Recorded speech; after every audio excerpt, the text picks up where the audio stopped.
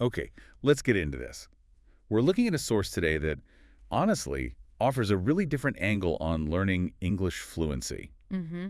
It kind of throws out the usual textbook approach and focuses on something, well, something more internal. Yeah, and what grabs you right away is this kind of bold claim it makes. English isn't actually that hard. Right. It suggests getting fluent, speaking naturally, isn't this huge mountain to climb that takes years. It reckons you can get there, well, a lot faster than most people think. And it says the real problem, the thing holding most people back, isn't the language itself.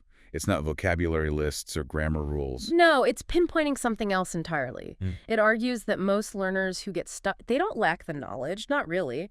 They're blocked by fear. Fear. Yeah. Okay, unpack that a bit. What kind of fear are we talking about? Well, the source breaks it down. It's things like the fear of making mistakes, saying the wrong word or tense. Oh yeah, definitely felt that. Or that awful feeling of embarrassment, maybe stumbling over pronunciation. And then there's the fear of being judged, like, what will people think if my English isn't perfect? That makes so much sense. You can understand everything you read or hear, but then when it's your turn to talk. Everything just freezes up. Yeah, and that feels like it goes way beyond just knowing the grammar, doesn't it? It really does.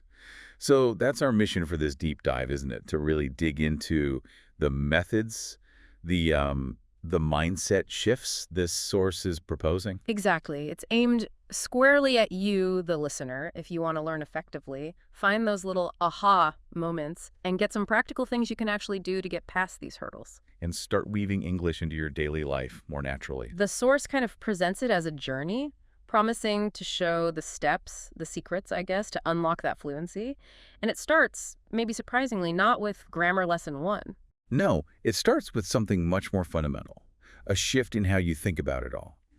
So jumping right into part 1, this foundational shift, the source basically throws down the gauntlet right away, saying the biggest reason people fail isn't lack of knowledge. Mm-hmm. Not about knowing enough words or sentence patterns. It's fear, pure and simple. Yeah, and it's worth really dwelling on those types of fear it mentions. Fear of errors, fear of sounding silly, fear of being judged. We touched on those. Right, but think how powerful they are. They create this, psychological wall that stops you even trying to speak, no matter how much English you actually understand. It really clicks when you look at the contrast the source makes. Yeah. How we learned our first language. Oh, totally. Think about it as babies. Did anyone give us grammar books, explain conjugations? Of course not. You just listened. You listened constantly. You copied sounds, words, phrases, and crucially, you made mistakes. Nonstop mistakes. And nobody cared. It was expected. Exactly. It was part of the process. You used the language every day, all day, because you needed to communicate. No formal study, no fear. The source basically says that's the natural way. Which leads to this huge distinction it makes, maybe the core idea. You don't need to study English in that academic way. You need to live English. Live English. What does that actually mean, according to the source? It means it's not just another subject you do for an hour. It has to become like part of the background hum of your life. Right. Not confined to a specific practice time. It means making sure you're hearing it, thinking in it, and, this is the big one, speaking it every single day. Creating your own little English world, basically, wherever you happen to be. Precisely. An immersion environment you build yourself. Okay, so if living English is the aim, how do you start? Where's the first step? And this is where it gets interesting, because the source says, step 1 is all about your head. Yeah, it's the mindset change, and it might sound a bit simplistic, but the source insists it's the absolute most important thing. Stop thinking English is difficult. Just stop believing it's hard. Pretty much. The logic is, if you truly believe it's this massive, difficult thing, your brain actually puts up resistance. It makes learning feel harder, slower. Like a self-fulfilling prophecy. Exactly. But if you can genuinely start believing, okay, English is actually quite manageable, I can do this, your brain becomes more receptive. It sort of opens up, learns faster. The analogy it uses is quite good. The baby learning to walk one. Oh, yeah, that's perfect. They fall down constantly, right? All the time. But they don't analyze why they fell or decide walking is too hard. They just, they get back up and try again. Maybe cry a bit first. Oh, yeah. But they keep going. Those falls aren't failures. They're just data, part of learning. The source says we need that same resilience with English. Mistakes aren't proof it's difficult. They're proof you're trying, proof you're learning.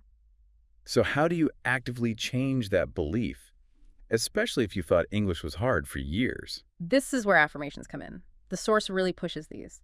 Simple, positive statements you repeat.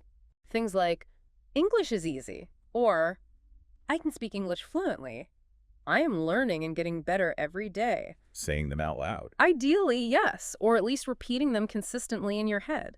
It's about reprogramming that subconscious belief.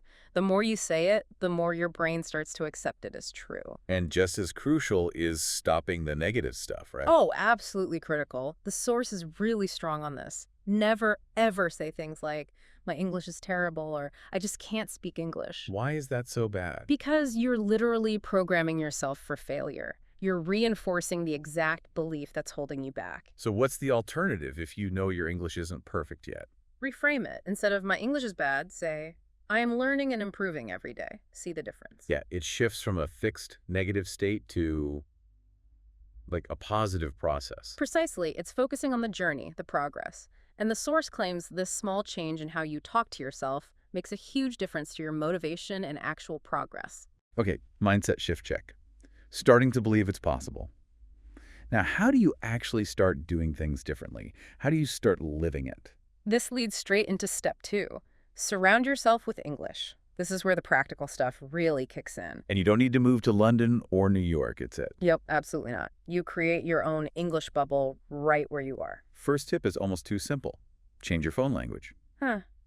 Yeah, it sounds minor, but think about how many times a day you look at your phone. Constantly. Every menu, every notification, settings, app names, they're all in English. It's this constant, low-level exposure. Your brain just starts getting comfortable seeing and processing English words all the time, almost without you noticing. Okay, that makes sense. What else? Then comes a really big one, maybe the most powerful technique the source mentions. Start thinking in English. Whoa, okay. How does that work? Most people think in their native language, right? Exactly, and that's the problem it identifies. You think the thought in, say, Spanish or Japanese, then you mentally translate it into English, then you try to speak it. Which feels really slow and awkward. That hesitation. That's the translation lag. It's unnatural. So the solution is, well, direct. Train your brain to skip the translation. Think directly in English. But how? Especially if you're a beginner. You can't just suddenly think complex thoughts in English. No, you start super simple, mundane stuff. The source gives examples like, when you wake up, instead of your usual thought, consciously think the English. I will brush my teeth now. Okay. Making coffee. Think, I am making coffee. Going outside. Think, the weather is nice today. Simple, everyday actions and observations. Probably feels really weird at first. Oh, the source says it absolutely will. It might feel slow, even a bit silly. But stick with it. Consistency is key. Your brain gets used to it, gets better at forming thoughts directly in English, and eventually those simple English thoughts just appear automatically. Okay, thinking in English. Got it. What's next for surrounding yourself? Talking to yourself. Out loud. Uh-huh. This is the one where people might think you've lost it. Maybe. But the source argues it's one of the best ways to improve your actual speaking fluency. Why is that? Zero pressure. No one's listening. No one's judging. You can practice forming sentences, making the sounds, linking words together in a totally safe space. It's practice without the fear. What would you even say? Keep it simple. The source gives an example like looking in the mirror and saying, hello, how are you today? I am good. I have a lot of work to do, but I'm feeling great. Just getting used to vocalizing English thoughts. And that builds confidence for real conversations. That's the idea. The more you practice the physical act of speaking, even just to the air, the less scary it feels when you have to do it with another person. It builds that muscle memory. Makes sense. Yep. Anything else for creating this English world? One more very practical, hands-on thing, labeling. Labeling, like sticky notes? Exactly. Write the English word for common objects on sticky notes and put them on the objects. Door on the door, table on the table, refrigerator, mirror, window. And then what? Just look at them. Read them aloud every time you see them, but not just the word. The source suggests making a tiny sentence. See the note on the book. Say, this is a book. The book is on the table. See the cup.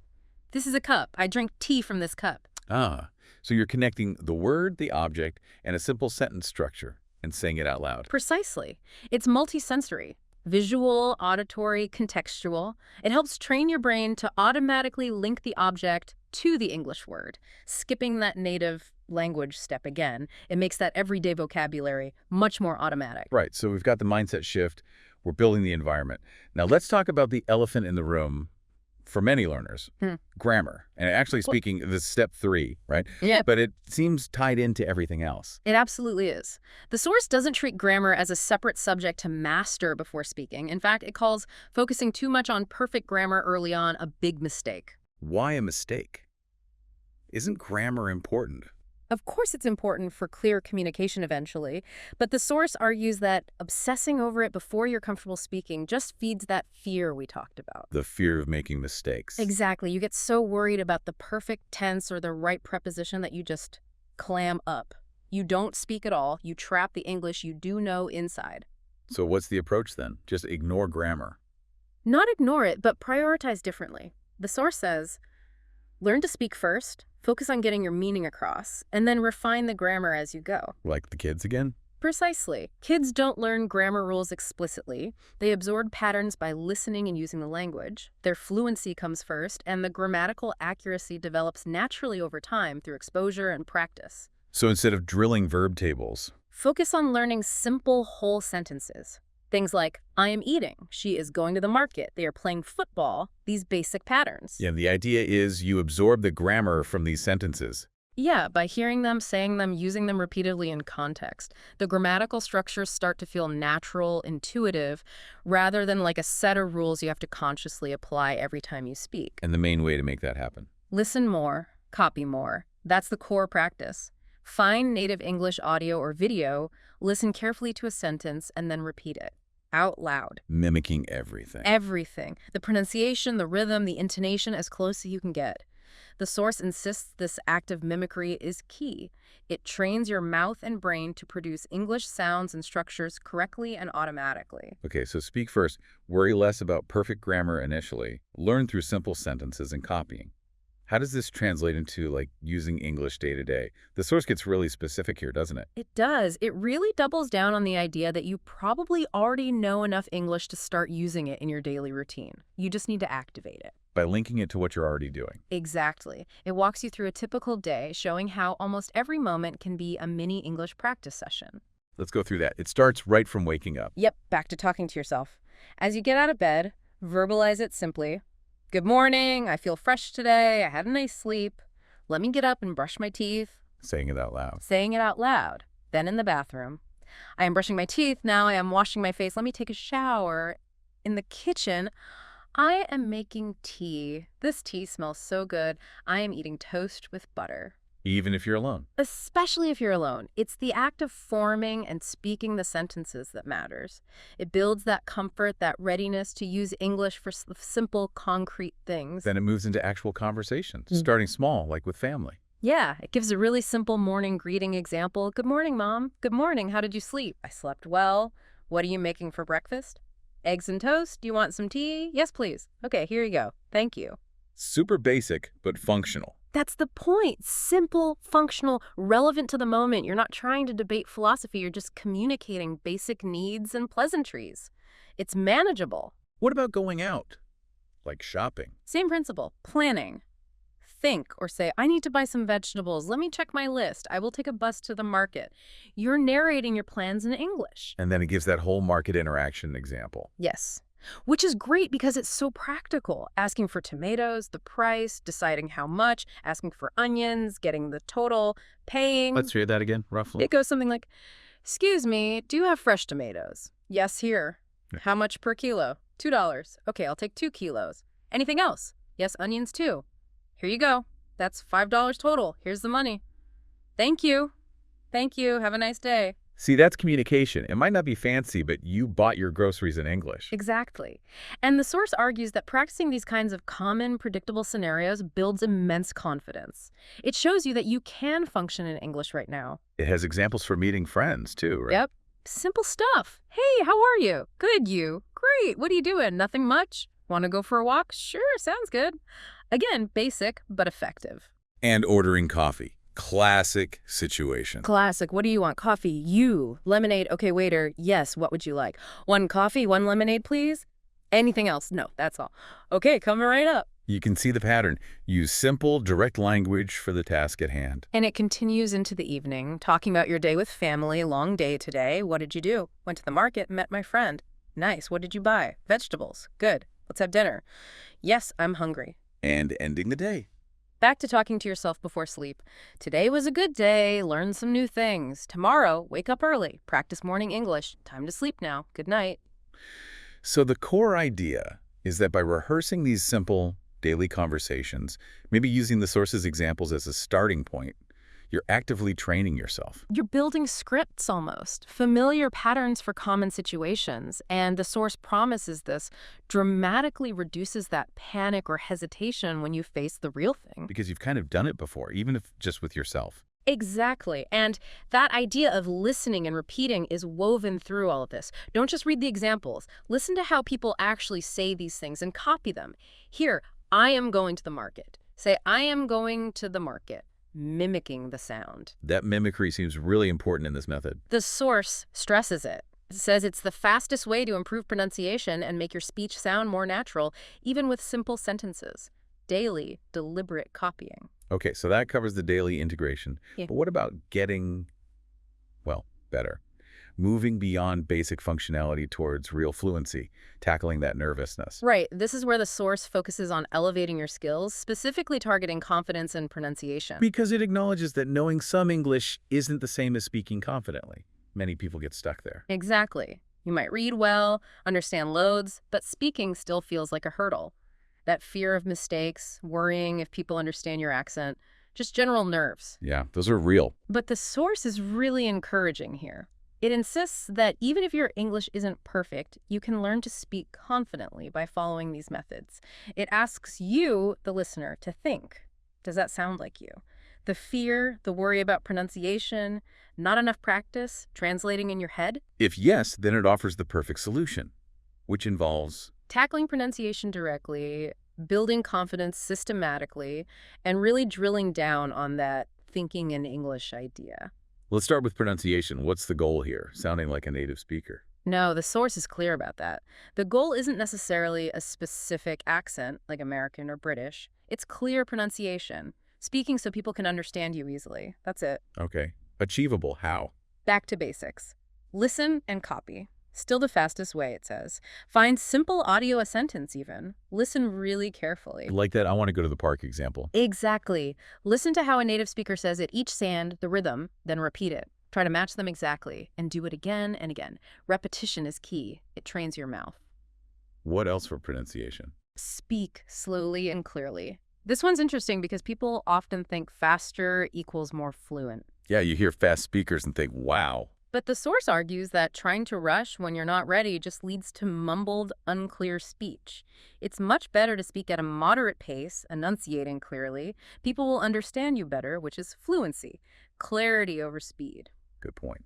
And recording yourself. Highly recommended. Record yourself saying a sentence or two on your phone, then listen back critically. Ooh, cringe factor potentially high there. Oh, maybe initially, but then compare your recording to a native speaker saying the same thing.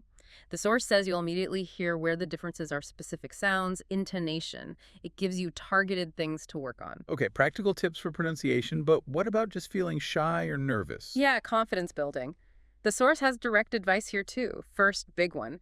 Stop obsessing over mistakes. Easier said than done, maybe. Perhaps, but it hammers this point home. Mistakes are normal. They're necessary. Everyone makes them. Even native speakers stumble sometimes. Don't let the fear of imperfection silence you. Okay. And the second point. Speak English every single day. We keep coming back to this, but it's crucial for confidence. Confidence comes from doing, from practice. Even 15 minutes a day. Talk to yourself, talk to a friend, talk to the mirror. Just speak. Daily. Consistency builds capability, builds confidence. Exactly. Then there's the 3-second rule. Heard of this? No, what's that? When someone asks you something or you need to say something, don't pause and agonize over the perfect response. Give yourself 3 seconds, max, then just speak. Why 3 seconds? Because waiting longer lets the anxiety build. If someone asks, what did you do yesterday? Don't wait 10 seconds trying to craft a masterpiece. 3 seconds, then just say something simple. I went to the park, watched a movie, had a great day. Get something out quickly. It short circuits the hesitation loop. Interesting technique. And finally, for confidence. Practice real conversations. The more you actually use English to communicate with people, the less scary it becomes. All that daily practice feeds into this. Which loops us back to what the source calls the ultimate key, the real game changer for fluency. Thinking in English. It revisits this, right? It does for a deeper dive, because in its view, this is the thing you have to master for natural, spontaneous speech. It says you must train your brain to think directly in English. Remind us why translating is so bad again. Because it's slow and clunky. Brain process. 1. Native thought. 2. Mental translation. 3. Speak translated English. Too many steps, too much delay, too much effort. The goal is just 1. English thought. 2. Speak English thought. Bingo. Instantaneous. Effortless. That's the fluency target, and the source insists it's trainable, even for beginners. How do you start training that practically? Start with single words. Super simple. Throughout your day, consciously label things around you only using the English word in your head. See your bed. Think bed. Not your native word, just bed. Pillow. Pillow. Window. Window. Tree outside. Tree. Car. Car. Just replacing the native label with the English one in your internal monologue. Exactly. All day long. That's step 1. Building those direct object English word connections. Then what? Move to simple sentences in your head. Narrate your actions directly in English. Brushing teeth. Think, I am brushing my teeth. Eating. I am eating rice. Food tastes good. This food is delicious. Again, the key is trying to form the thought directly in simple English, not translating a more complex native thought. And talking to yourself helps reinforce this. Massively, because you're taking those simple, direct English thoughts and immediately turning them into spoken words.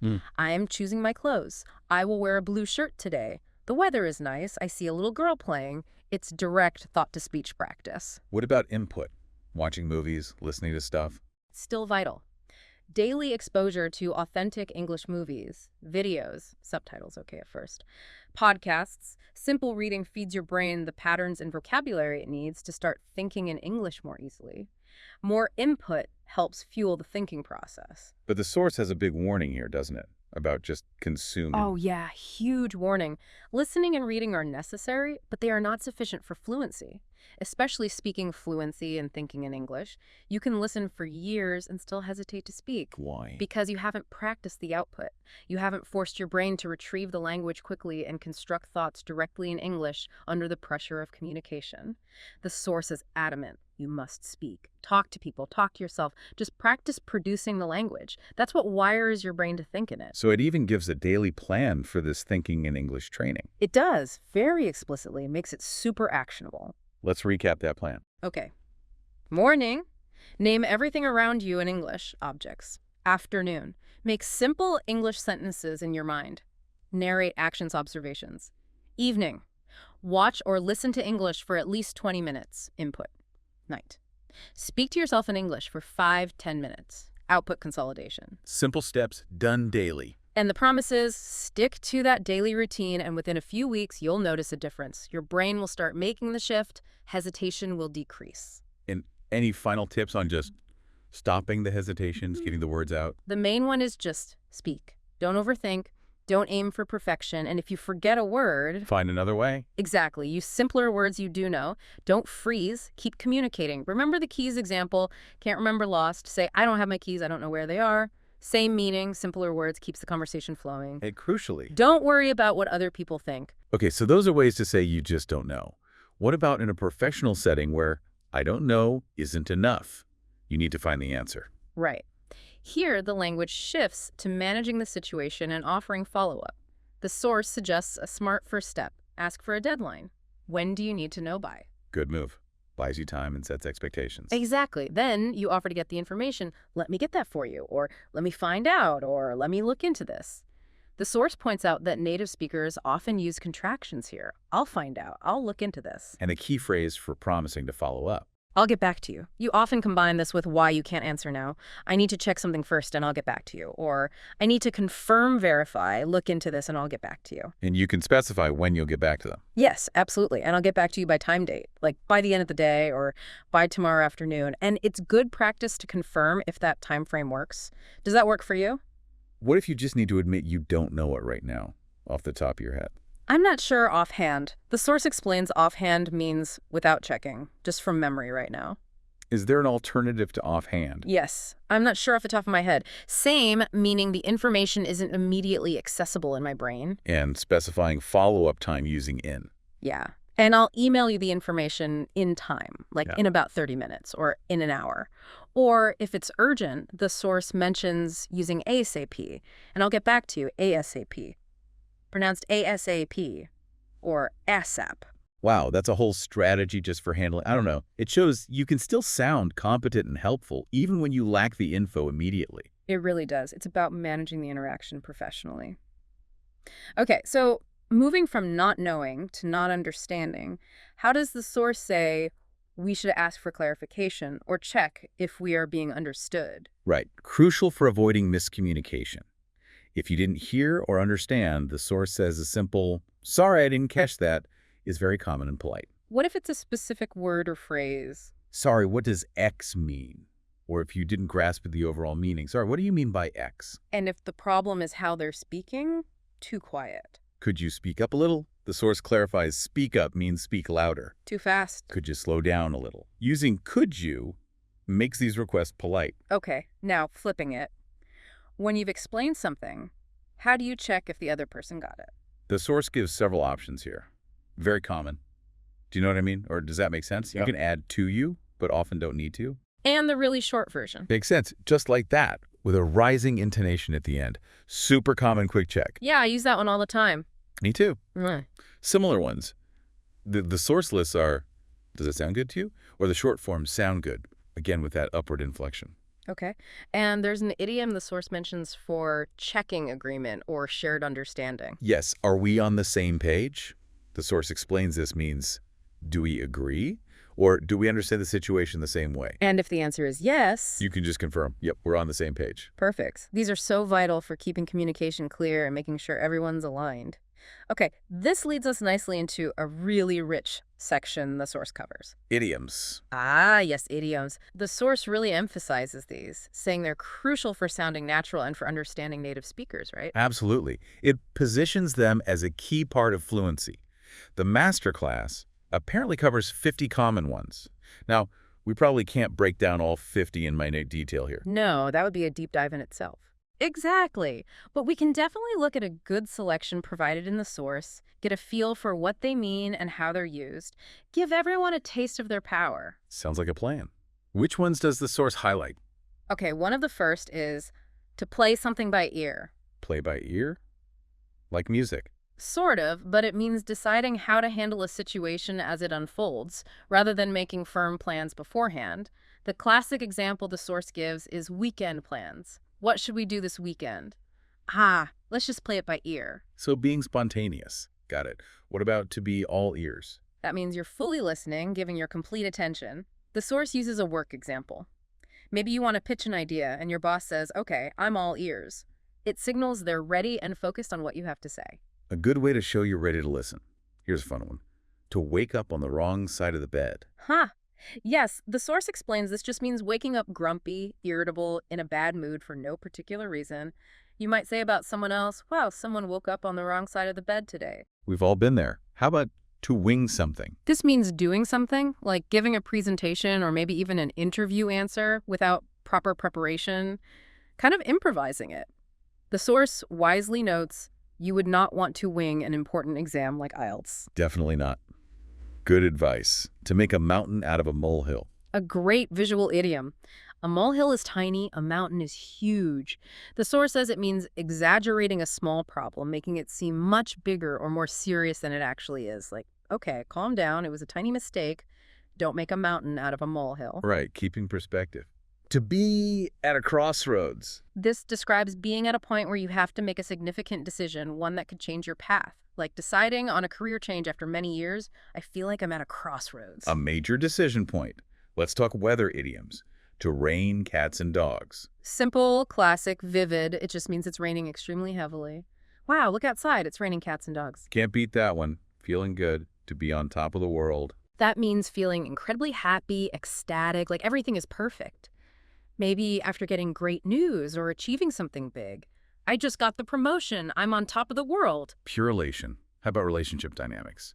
To give someone the cold shoulder. The source explains this means intentionally ignoring someone or being unfriendly, usually because you're angry or upset with them. Why are you giving me the cold shoulder? Did I do something wrong? Like emotional distance. What about avoiding a decision? To sit on the fence. This means delaying or refusing to choose between two options or take sides in an argument, often because it's difficult or you're unsure. A manager who won't decide on a project might be accused of sitting on the fence. Indecisiveness. Yeah.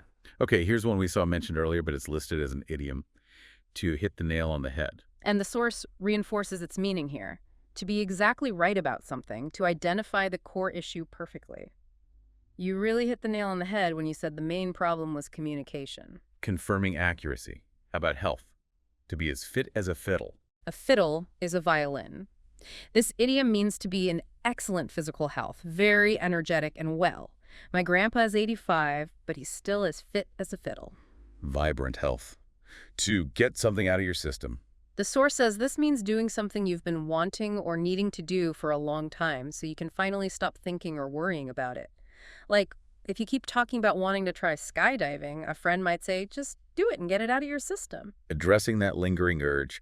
What about when someone shows up unexpectedly? Speak of the devil. Yeah, the source clarifies this doesn't mean the person is actually bad. It's used when you happen to be talking about someone and then that very person appears or calls right at that moment. We're just talking about Mark. Speak of the devil, here he comes. A funny coincidence. To give someone the benefit of the doubt. This means choosing to believe someone is telling the truth or had good intentions, even if there are reasons to be suspicious. Like, if a colleague has an excuse for being late, the boss might say, okay, I'll give you the benefit of the doubt this time. Choosing trust.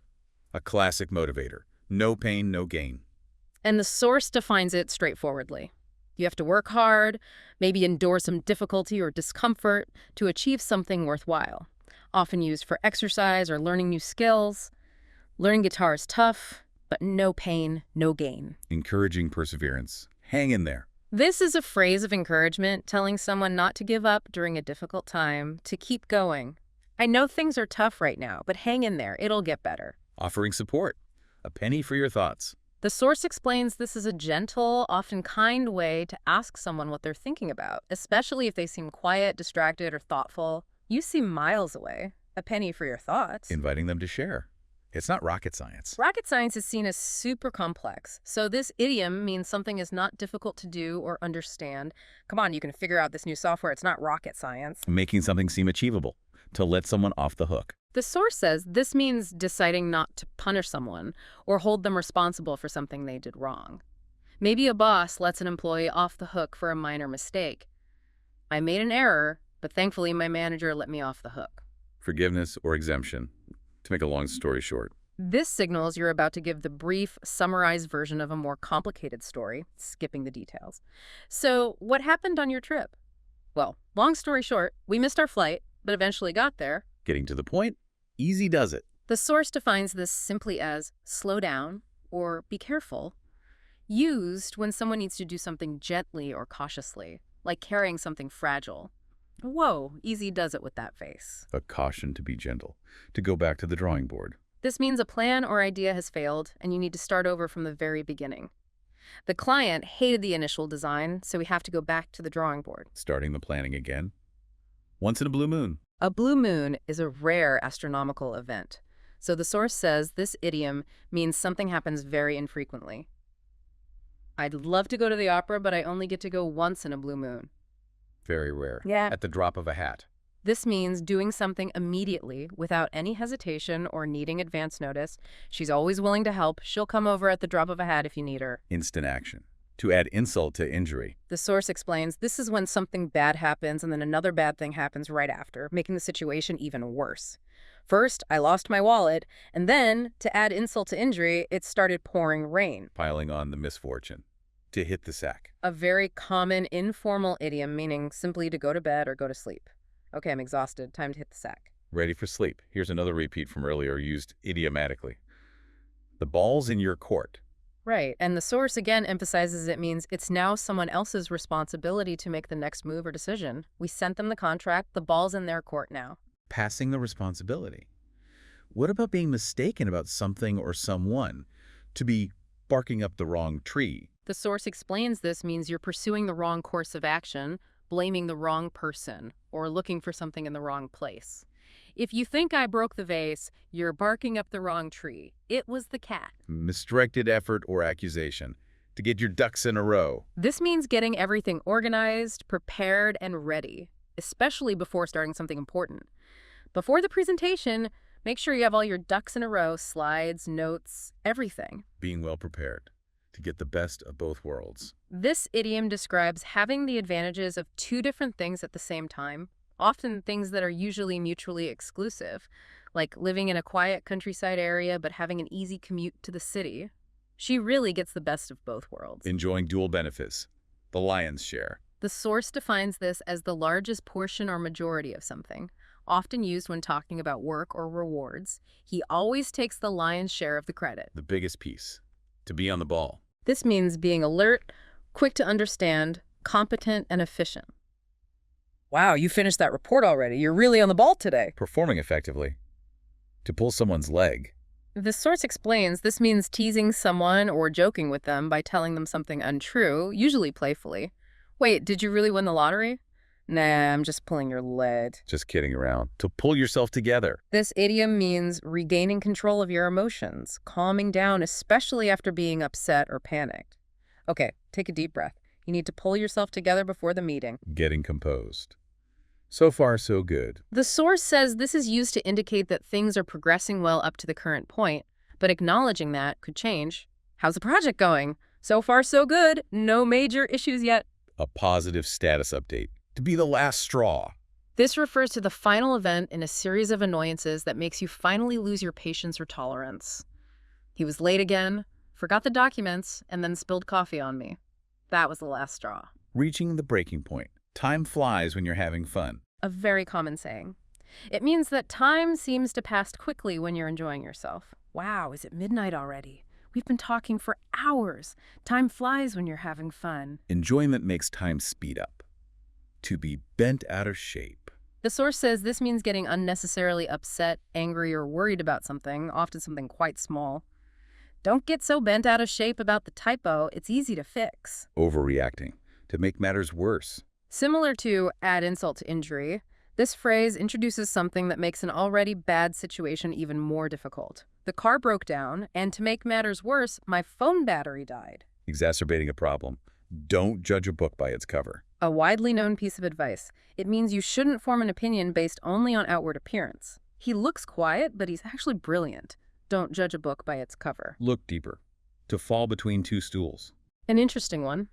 The source explains it means failing to achieve either of two aims because you're trying to satisfy both inadequately, like a restaurant trying to be both cheap and gourmet, ending up being neither.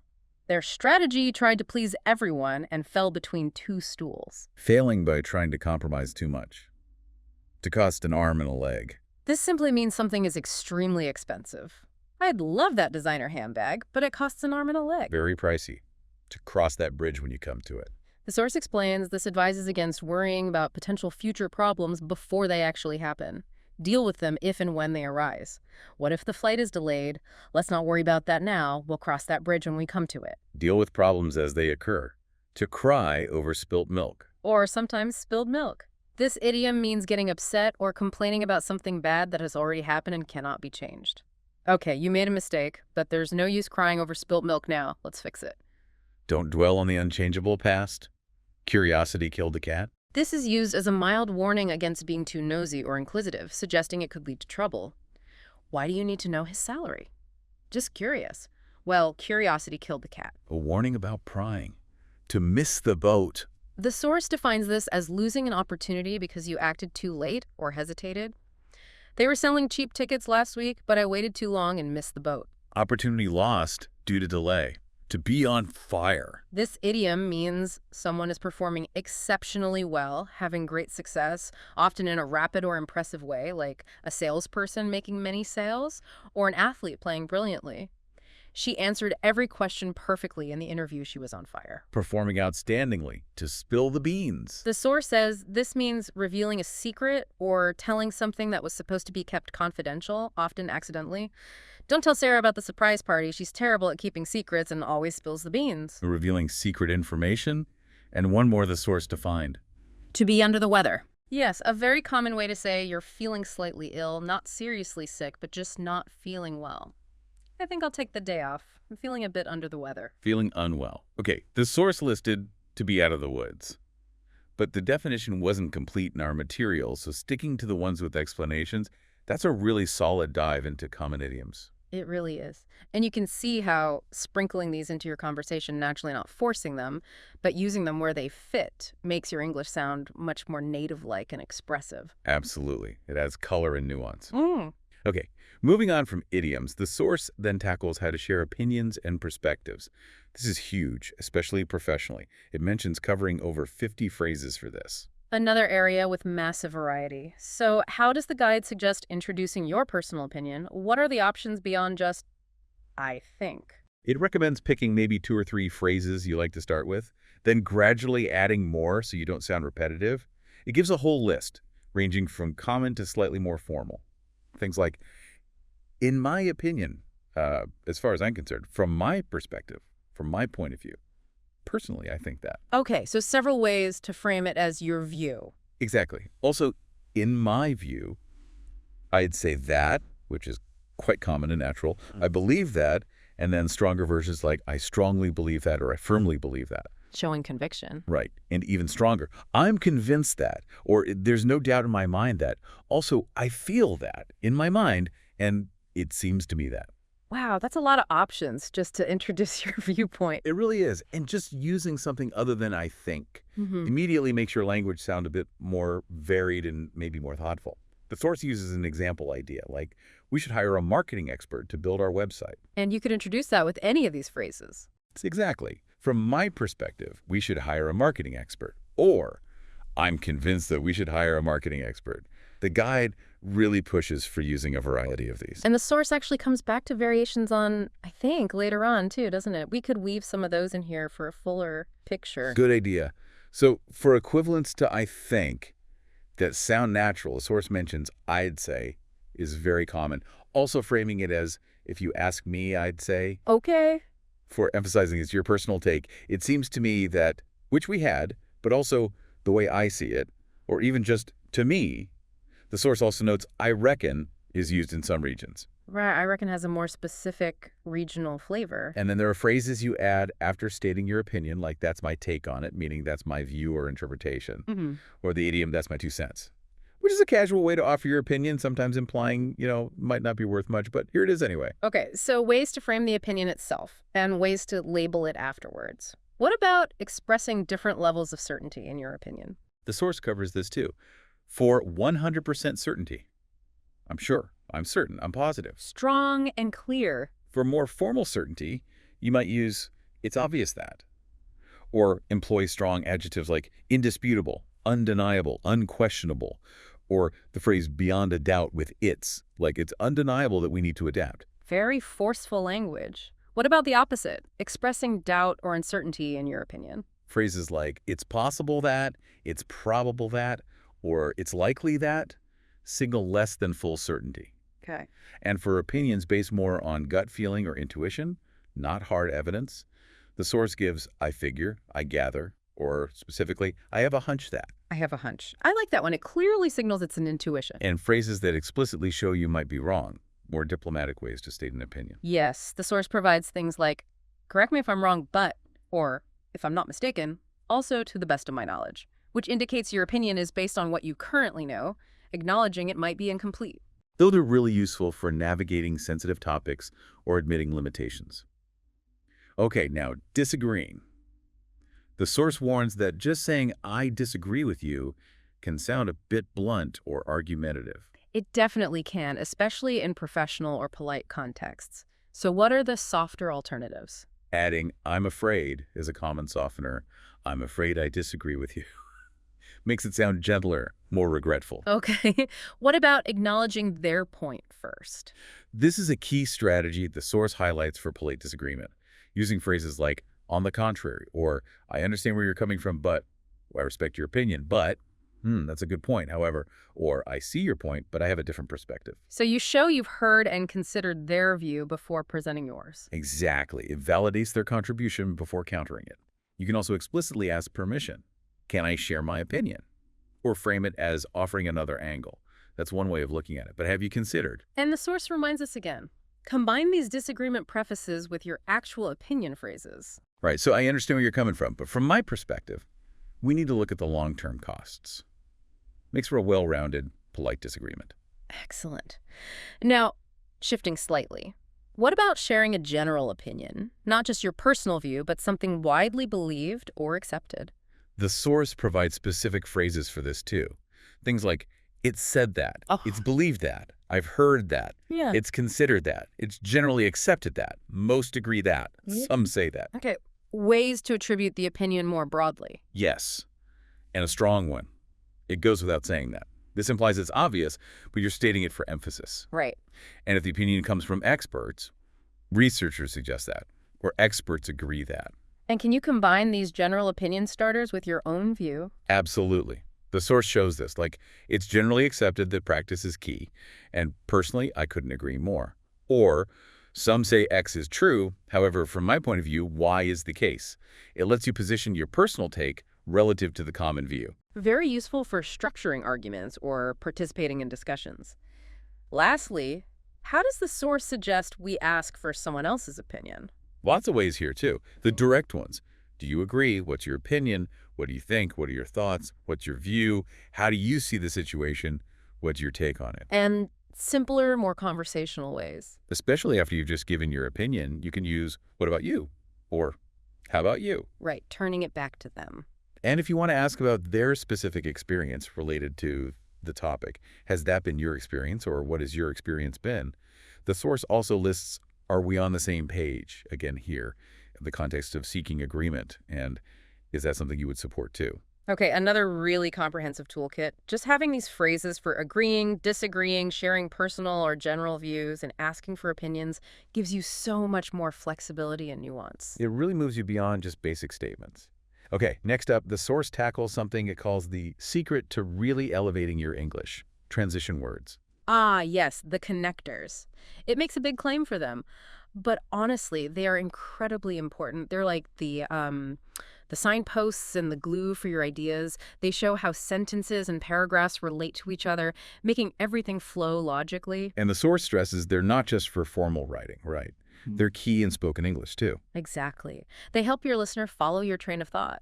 The source mentions covering over 50 of them, grouped by function. Okay, let's look at the categories. First up, cause and effect, or causation. Right. These words show that one thing caused or resulted in another. The basic example given is, I spilled my coffee. As a result, I changed my shirt. Spilling led to changing. The source lists words from more formal to less formal. Consequently, hence, accordingly, thus, for that reason, as a result, therefore, and so, since, because, due to. And the formality really matters here, doesn't it? You wouldn't usually say, hence I changed my shirt after spilling coffee. Probably not. But in a business context, the source gives the example. The project is over budget. Consequently, hence, therefore, we need to cut costs. There, the more formal words fit perfectly. You choose based on the situation. Makes sense. Next category, chronology showing time sequence. Ordering events, the simple example. First, I went to the store. Then I worked out. Finally, I made dinner. The source gives options for the first step. Firstly, to start, to begin, at the beginning or at the start. And for the steps in between, second, third, etc. Secondly, afterwards, next. Then subsequently, later. The source points out that many of these can be used repeatedly, so it's good to vary them if you have a longer sequence to avoid sounding robotic, like first, then, after that, next. Good tip. And for the very last step. Finally, lastly, and the nice phrase, last but not least, these clearly signal the end of the sequence. Okay, chronological order covered. How about contrast, showing opposing ideas? Right. Example. I love ice cream. However, I'm lactose intolerant. Two conflicting ideas. The source lists transitions again, roughly from formal to informal. However, nonetheless, still in contrast. On the other hand, conversely, while, whereas. And again, formality dictates the choice. I love ice cream, but I'm lactose intolerant. Super common, casual. I love ice cream, however, I'm lactose intolerant. Sounds more formal, maybe written. Exactly, or using while or although at the beginning. Although I love ice cream, I'm lactose intolerant. Different structure, same contrast. What about adding similar ideas? The addition category. This is for linking related points. Example, I love ice cream. Furthermore, I love cake. The source lists. Furthermore, moreover, further, these are quite formal, then additionally, in addition, also, and as well as, coupled with, along with, together with. So instead of just short, choppy sentences, you get, I love ice cream, and I also love cake. Right. Or, I love ice cream as well as cake. Smoother. Precisely. Connects the thoughts. Next, generality for statements that are true most of the time, but maybe not always. Like, generally speaking, our meetings are productive. Exactly. The source lists, in general, generally speaking, by and large, for the most part, most of the time, more often than not, usually, typically, mostly, all ways to qualify a statement as generally true. Okay, giving examples. This is straightforward. The source gives the main three, for example, as an example. And for instance, use these to introduce specific cases that illustrate a general point. Our new software is great. For instance, it's cut down report generation time by 50%. Makes the general point stronger, more believable. How about emphasis? This is for adding extra weight or support to a statement. The source gives the example, I love pie. And the transition words are in fact and as a matter of fact. So, I love pie. In fact, I ate a whole one yesterday. Adding that extra punch. Finally, transitions for conclusion. Right. Signaling that you're wrapping up your thoughts, summarizing, or ending a presentation. Listed from more formal to less formal. In conclusion, to conclude, to summarize, in sum, all things considered, finally, overall, ultimately, in the end, to wrap up, to sum up, all in all. So you could end a speech with, in conclusion, I urge you to consider. Or finish a casual summary with, so, all in all, it was a pretty good trip. Exactly. Sets the expectation that you're finishing. That covers the main types. But the source had a bonus tip about using these to expand simple ideas, right? Yes, and this is a really practical technique it highlights. It shows how you can take one simple sentence and build it out into more complex, flowing explanation using different transition words. The starting example is, in general, our meetings are very productive. Okay, simple statement. How does it expand? First, it adds a contrasting idea. However, they usually run over time. Introducing a downside. Then it gives a specific example of that downside. For example, today's meeting was scheduled for an hour, but it went for an hour and 20 minutes. Making it concrete. Then it shows a consequence, a cause and effect. As a result, I was late for my next appointment. And finally, it adds another related point using addition. Additionally, this happens quite often, which impacts my schedule. Wow. So you went from meetings are productive to a whole paragraph explaining a nuanced situation just by using however, for example, as a result, and additionally. Exactly. It demonstrates how transitions allow you to layer ideas and build a much richer, more coherent explanation from a simple starting point. The source really encourages listeners to practice doing this. That's incredibly powerful. It's not just about sounding fancy, it's about communicating more effectively and completely. It really does make your English sound more organized and sophisticated. Okay, so we've covered general tools. Now the source zooms in on a very specific context. Essential phrases for tourists visiting North America. Super practical if you're planning a trip, or even if you interact with tourists where you live. Definitely. It starts by quickly recapping the basics we already covered. Standard greetings like hello, hi there, time-specific ones, and crucially, using, to get attention. And reminding us that, is mainly for when you didn't hear or understand. Yes, reinforcing that key distinction for travelers. How about stating why you're somewhere, like at a restaurant reception? We have a reservation under name. Or if you're asking for information, the source stresses politeness again with, could you please tell me? Politeness first. And the inevitable situation, you don't understand something, what phrases does the source recommend here? It repeats the key ones. Excuse me, with that questioning tone. Sorry, I didn't catch that. But it adds a really important piece of advice for tourists. Which is? Be upfront about it. Say, sorry, English isn't my first language. Oh, that's excellent advice. It immediately contextualizes any difficulties, and people are usually much more understanding and helpful. Exactly. And the source says, don't be afraid to ask for what you need. Can you repeat that slower, please? Or ask about specific words. I'm not sure what X means. Or can you explain it a different way? And if all else fails, a simple, sorry, I don't understand, still works. Practical lifelines for navigating communication hurdles. Okay, let's talk shopping. Lots of interactions there. Right. Starting the interaction is usually just a simple greeting. When it comes to paying, the source notes card payment is pretty much the default now. Cash is less common, maybe for small vendors. They'll often just point to the card machine. How do you ask the price of something? Keep it simple. How much is this for one item, or how much are these for multiple? Bags are a common point of interaction at checkout. Yes, they might ask, do you need a bag? Or even just bag, with a rising tone. The source explains that paper bags are common now, often have a small cost, and plastic bags might be banned, so having your own reusable bag is smart. If you need one, can you give me a bag, please? Or I need to buy a bag. Putting please at the end often sounds more natural, the source notes. Little nuances like that help. What about receipts? They'll ask, need a receipt? Or want a receipt? Or just receipt? Your options are, no, that's okay, no thanks, or yes, please. And those extra questions they sometimes ask before you pay. Donations, loyalty cards. The source has a great tip here. If you've scanned your items but they ask something you don't understand before you pay, it's probably optional, like a charity donation or signing up for a store card. If you're unsure, a polite no thanks is always a safe answer. Smart. What about in clothing stores when staff approach you? If you're just looking, the source suggests, I'm just looking or I'm just browsing. If you do need help, I'm looking for item, like a blue scarf. Or ask where things are. Where can I find men's shoes? Yeah. Or ask if they stock something. Do you carry item? Like, do you carry umbrellas? And trying clothes on, where can I try this on? Or ask for the specific rooms, where are the fitting rooms, or where are the changing rooms? And if you might need to return something later. Ask up front, what's your return policy? Okay, shopping covered. Now, restaurant dining, another key tourist interaction. Arrival. Greeting, then state your party size. Table for 2, please.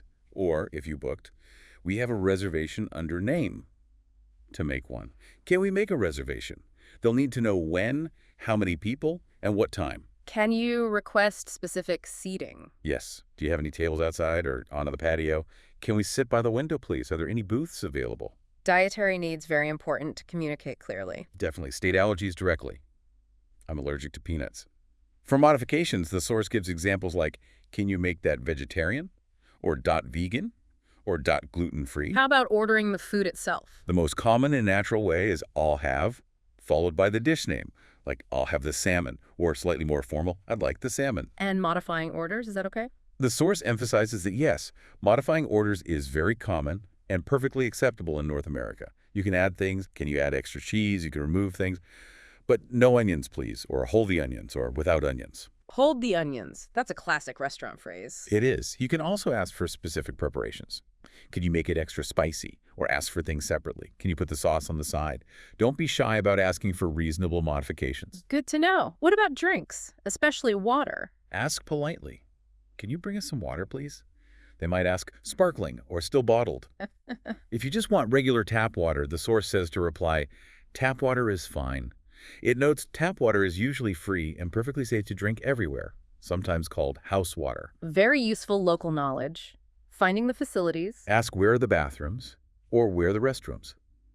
The source specifically advises against using the word toilets in this question. Ah, good cultural note. What about leftovers if you can't finish your meal? Very common to take leftovers home. Ask, can I have a to-go box, please? Or can you wrap this up or could you pack this up? All mean the same thing. And getting the bill at the end? When you're finished, maybe decline dessert or coffee. Then say, just the check, please, or just the bill, please. Check and bill are interchangeable. Or ask directly anytime, can you bring me the check bill, please? You might also need to ask, where do I pay, if it's not clear. And the tipping situation. The source explains tips, or gratuity, are rarely included automatically, but are generally expected, usually 10–20% of the bill. You typically add this yourself, often selecting an option on the card machine when you pay. Okay. One more modern necessity, Wi-Fi. Yes. Ask, do you have Wi-Fi? Or is there Wi-Fi here? To get the password. What's the Wi-Fi password? If it's long or complicated, the source suggests asking them to write it down, repeat slowly, or even just handing them your phone to type it in directly. Practical tips. Yeah. Okay. Shifting from places to movement, getting around. The source notes that with smartphones and GPS, asking strangers for directions is less common now, but it still provides the key phrases. Always good to have just in case. Right. Always start politely with, excuse me, then, excuse me, do you know how to get to place X? Excuse me, which way is place Y for transit? Excuse me, does this bus train go to destination Z? Excuse me, which bus train will take me to destination Z? Straightforward. And that other common request tourists often make of strangers. Asking someone to take their photo. Excuse me, do you mind taking our photo? The source highlights the ing form, gerund, after do you mind? Another option. Excuse me, could you please take our picture? Photo and picture are interchangeable here. Perfect. And the source ends this tour section with a reassuring thought. It does. It reminds listeners that people in North America interact with non-native English speakers all the time, are generally friendly and patient, and that having an accent or making occasional mistakes is perfectly fine and won't ruin your trip. The goal is clear communication, and these phrases help achieve that. That's a great takeaway. It's about connection, not perfection. Okay, let's change gears significantly now. The source moves into more advanced phrases for quite formal situations, specifically mentioning things like the IELTS exam or job interviews. Right, this is about polishing your language for situations where precision and sounding proficient really matter. The source provides over 30 phrases for this context. Where does it start? With the basics, talking about where you live but doing it formally, the recommended core phrase is, I was born and raised in place X. It emphasizes the past simple tense and the preposition in. Okay. How do you add more detail, like where you live now or for how long? You can add contrast. But now I live in place Y. For duration, use the present perfect. I've lived here for over Z years. Or, for ongoing actions like living, working, studying, the present perfect continuous sounds very natural. I've been living here for over Z years. And you can vary how you state the time period, Z years. Yes, be specific for 5 years. Or, more general, for several years, for many years, for a number of years. Gives you flexibility. Okay. How about talking about your work formally? Start with your job title, and the source stresses using the article A or N. I'm a software engineer. I'm an accountant. If your position is unique, use the, often mentioning the company.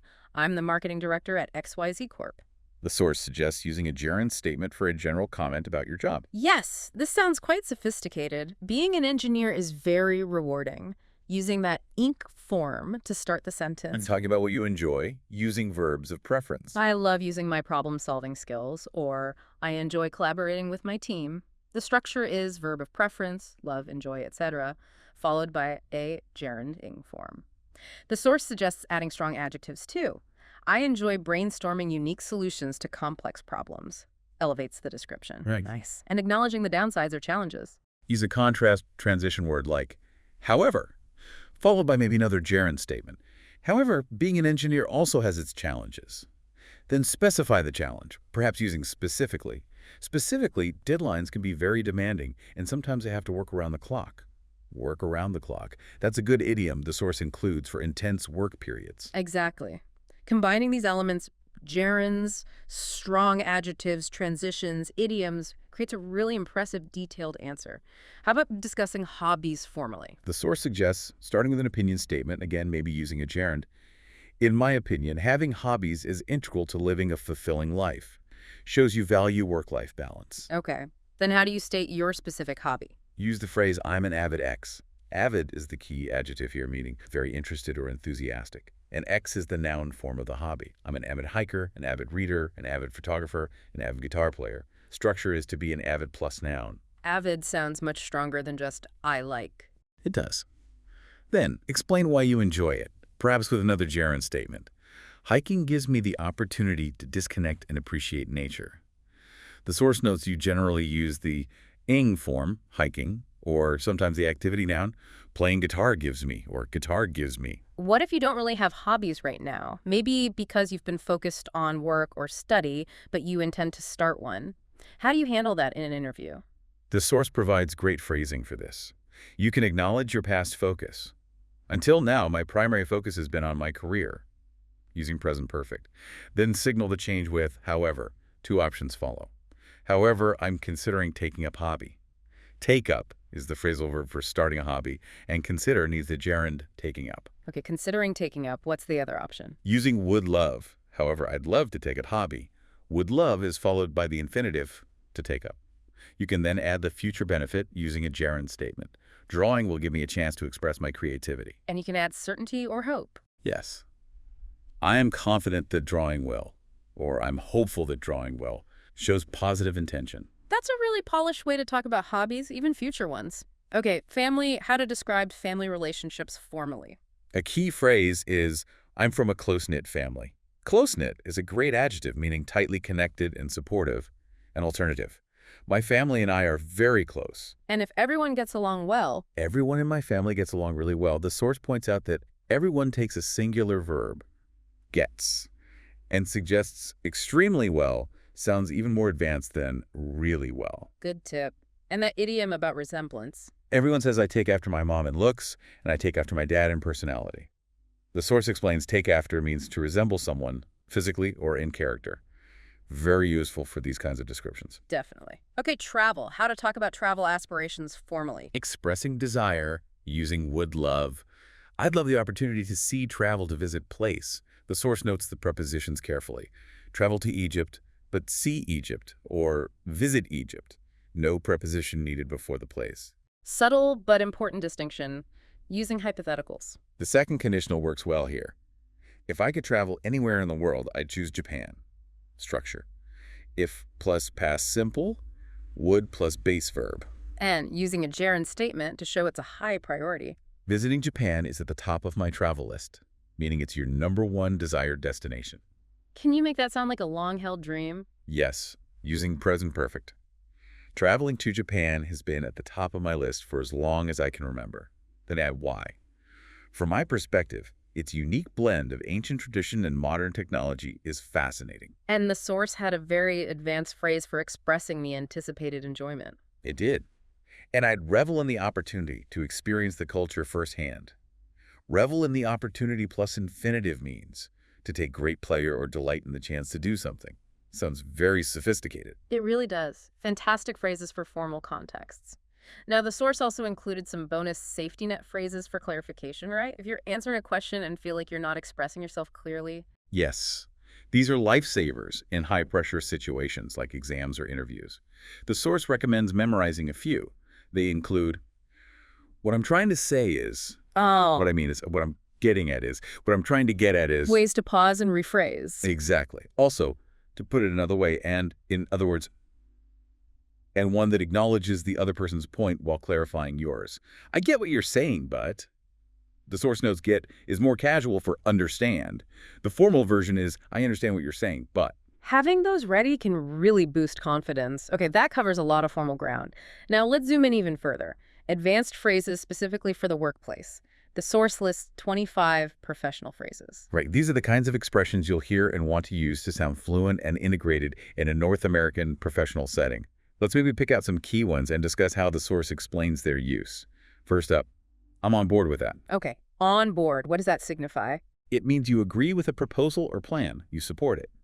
The source gives the example. We discussed the new marketing strategy, and the whole team is on board. It reminds us to conjugate to be, I am, he's, we're on board, and use the preposition with, on board with the plan. Got it. Agreement and support. Are we on the same page? We saw this earlier, but in a work context, it's specifically checking for shared understanding or agreement about a work-related topic before moving forward. Example. Okay, before we finalize the report, are we all on the same page regarding the key findings? It prevents misunderstandings later. Crucial check-in. It's a win-win situation. This describes a scenario where both parties or all involved benefit. The source actually uses its own masterclass as an example. The creators benefit and you, the learner, benefit. A mutually advantageous outcome. Nice example. What are your thoughts on this? A standard, polite way to solicit opinions or feedback at work. Much better than just, what do you think? Sometimes. The source notes you should specify the topic. What are your thoughts on the latest sales figures? We need to think outside the box.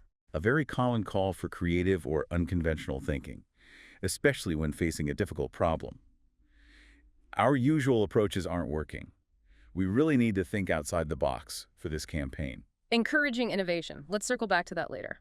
This means postponing discussion of a topic, usually due to time limits or needing more info. That's a valid point, but let's circle back to it after we've covered the main agenda items. The source notes it's often used as an imperative. Let's. A common way to manage meeting agendas. We need to prioritize our tasks. Simply means organizing work based on importance and urgency. Okay, team, we have a lot on our plates this week. Let's prioritize our tasks first thing Monday morning. Please keep me in the loop. A request to be kept informed about updates or progress on something. I'll be out of the office tomorrow, but please keep me in the loop on any developments with the client. The source highlights using please for politeness and the preposition on, keep me in the loop on this issue. Good details. Have they ironed out the details? This means asking if the specific, often complicated points of an agreement, plan, or contract have been fully resolved and clarified. Did they sign the contract? Not yet. They're still ironing out the final details. The source notes the pronunciation ironed out. Resolving the fine print, I'm all ears. Another idiom reappearing in the workplace. It signals you're ready and willing to listen attentively, maybe to a proposal or someone's concerns. You have an idea? Okay, I'm all ears. Let's take a step back. This suggests pausing the current discussion or activity to reconsider the situation from a broader perspective. We're getting bogged down in minor issues. Let's take a step back and look at the big picture, again, often used imperatively. Gain perspective. I beg to differ. The source describes this as a formal and polite way to state disagreement in a professional setting.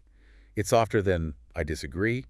With all due respect, I beg to differ on that point. Polite disagreement. I'll cut to the chase. Used again here professionally.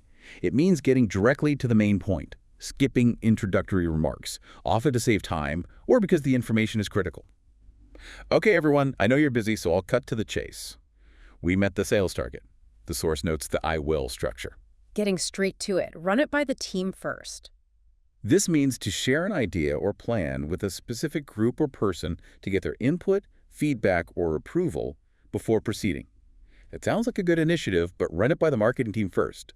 Run it by someone. Seeking input or approval, person calls the shots. An idiom meaning a specific person has the authority and makes the important decisions. Don't ask me, ask Sarah. She calls the shots on this project. The source notes shots is always plural. Identifying the decision maker. The ball's in person's court. Used professionally, this means it's now someone else's responsibility to act or decide. We've submitted our proposal. Now the ball's in the client's court. Shifting responsibility. We need to nip this in the bud. Another idiom applied to work. It means stopping a small problem early before it becomes a bigger issue. I've noticed a few people bending the rules on expenses.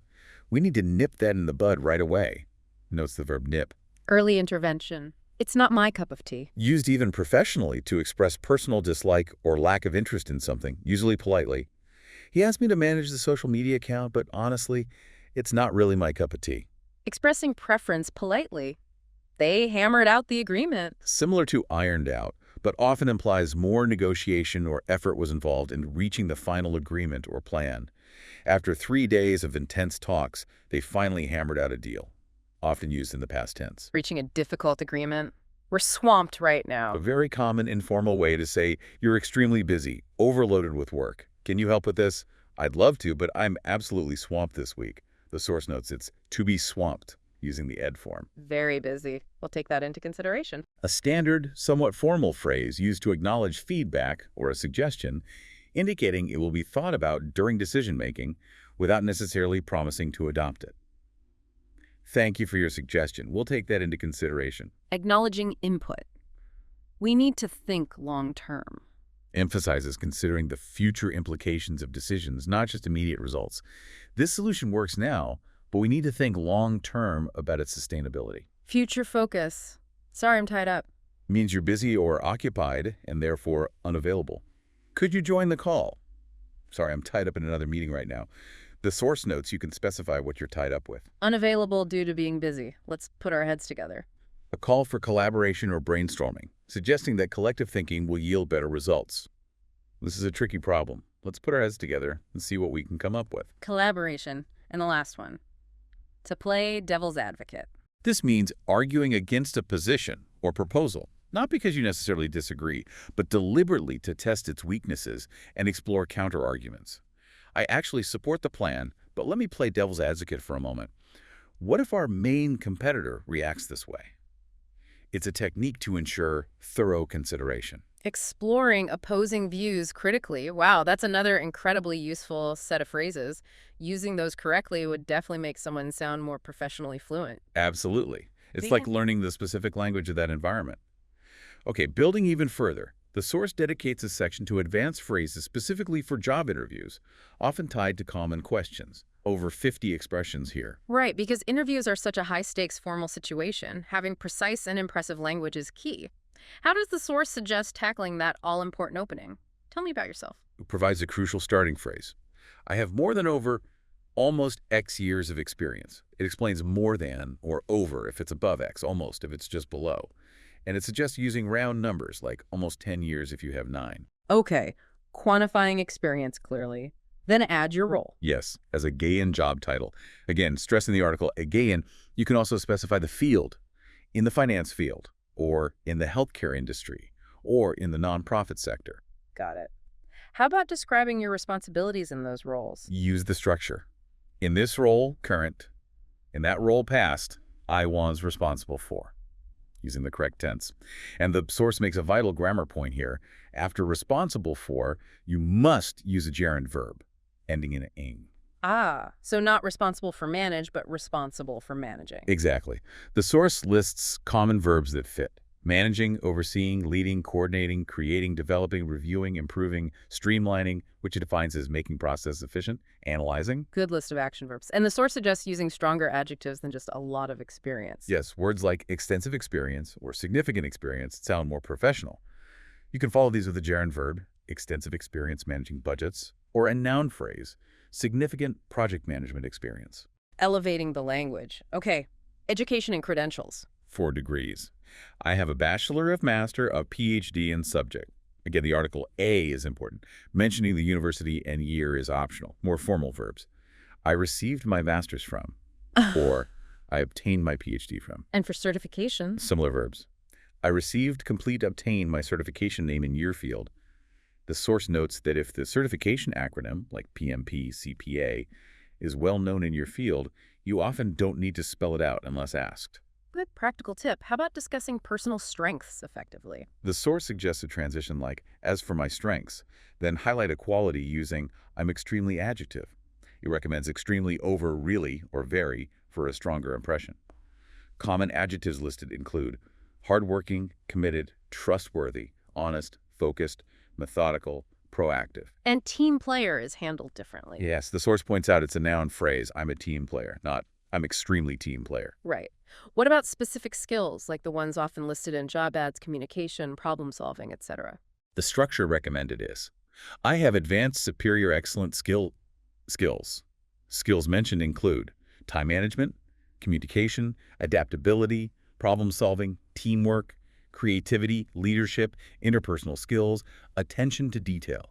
Choose the adjective that fits your level. And there's a specific adjective for work ethic. Yes, the source highlights it's always, I have a strong work ethic.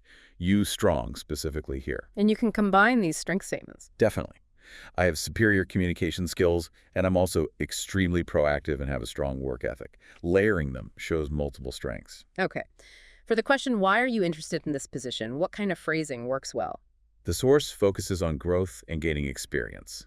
Phrases like, I'm looking for an opportunity to further my skills in X, or to develop my skills in X, or I'm looking for an opportunity to gain experience in the Y field industry sector. Connects your goals to the role. Right, showing ambition and relevance. Finally, how does the source suggest concluding an answer or the interview itself to leave a really positive, lasting impression? It stresses ending strongly, not just trailing off or saying a simple thank you. It provides a powerful template. I believe I'm confident that my extensive X skills, mention a key skill relevant to the job, would make me a valuable asset to your company team organization. Connecting your skills directly to their needs. Exactly. And then add a forward-looking statement, and I look forward to the opportunity to contribute to your goals. The source advises tailoring this, mentioning specific skills from the job description, and referencing the company's actual goals if you know them. That's a very strong, confident closing. And the source included a practice tip related to this. Yes, it suggested practicing answering, tell me about yourself, using all these different phrases. The guide itself prompted users to do it in its comment section, but the takeaway for you, the listener, is to actively practice constructing these kinds of answers yourself. Practice is definitely the key to making these advanced phrases feel natural when you need them. Absolutely. We have covered an enormous amount of ground today, dissecting this vocabulary masterclass, from the nuances of simple greetings all the way through idioms, opinions, transitions, tourist essentials, and these very specific advanced phrases for work and interviews. It's a truly comprehensive toolkit. The sheer number of phrases and strategies for expressing even simple ideas differently is quite staggering when you lay it all out. And the core message seems to be that by understanding the context, the subtle variations, and how to actually use these phrases, you really can significantly shift how natural you sound, how well you understand native speakers, and just how confident you feel navigating all sorts of English-speaking situations. This deep dive aimed to give you that structured understanding quickly, highlighting those aha moments from the source material without overwhelming you, moving you from just knowing words to using the language fluidly. It's like getting the playbook for more natural communication. It really is. And reflecting on everything we've unpacked, the dozens of ways to say thank you, or I don't know, the layers of formality, the richness of idioms. What does all that variety tell us about the English language itself, about its flexibility? And maybe more importantly for you, the listener, how could trying out just one or two new phrases from this deep dive potentially change the feel of your very next conversation? That's a great question to ponder, something to take away and experiment with. Definitely food for thought.